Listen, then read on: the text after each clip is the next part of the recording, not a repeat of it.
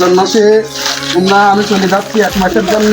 তোমরা যাই করো, নামাজ কালাম করবে না, নামাজ কোনো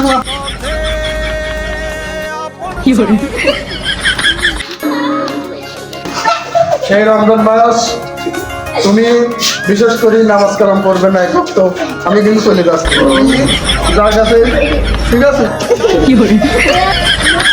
ভালোভাবে থাকে, দিন দিন 1 মাস পর যাচ্ছি।